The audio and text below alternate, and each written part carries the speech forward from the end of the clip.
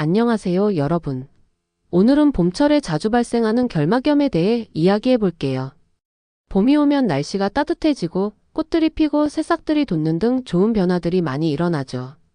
하지만 그와 동시에 봄철의 알레르기나 다양한 환경적 변화로 인해 결막염에 걸리기 쉬운 시기이기도 해요.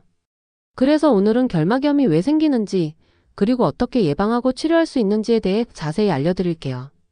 먼저 결막염이 무엇인지 간단히 짚고 넘어갈까요? 결막염은 결막이라 불리는 눈의 안쪽을 덮고 있는 얇은 막에 염증이 생기는 질환입니다.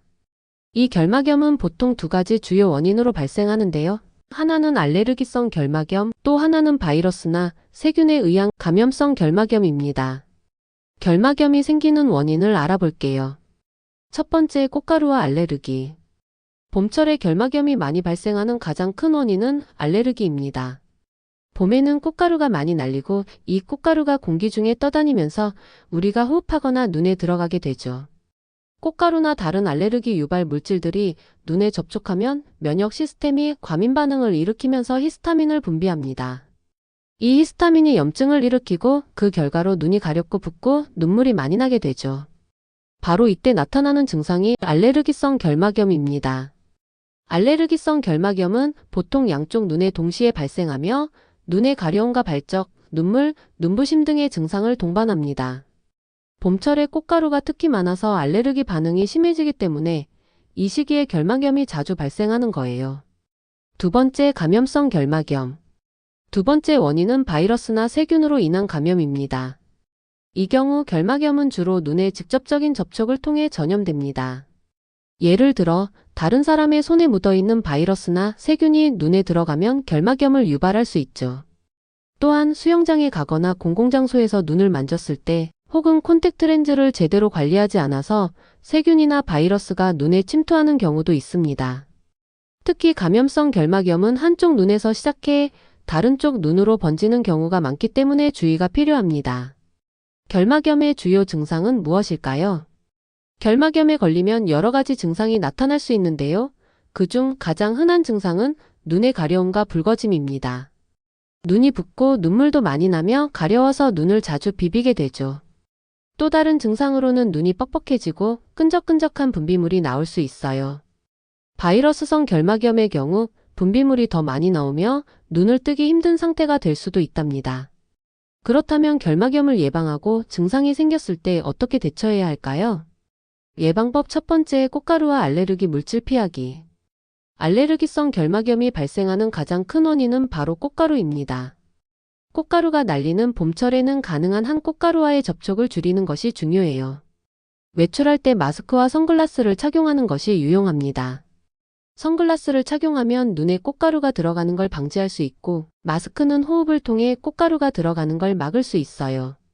또한 외출 후에는 바로 손을 씻고 얼굴을 씻어주는 것이 중요합니다. 집에 들어와서 옷을 갈아입고 눈을 깨끗하게 씻는 것이 좋습니다. 이렇게 하면 알레르기 유발 물질이 눈에 쌓이는 것을 예방할 수 있어요. 예방법 두 번째, 개인 위생 철저히 지키기. 감염성 결막염을 예방하기 위해서는 개인 위생을 철저히 지키는 것이 가장 중요합니다. 손을 자주 씻고 눈을 자주 만지지 않도록 노력해야 합니다. 특히 공공장소에서 눈을 만지거나 다른 사람과 눈을 맞추는 일을 피하는 것이 좋아요. 콘택트 렌즈를 사용하는 경우에는 렌즈 청결을 철저히 하여 세균이 눈에 침투하지 않도록 해야 합니다.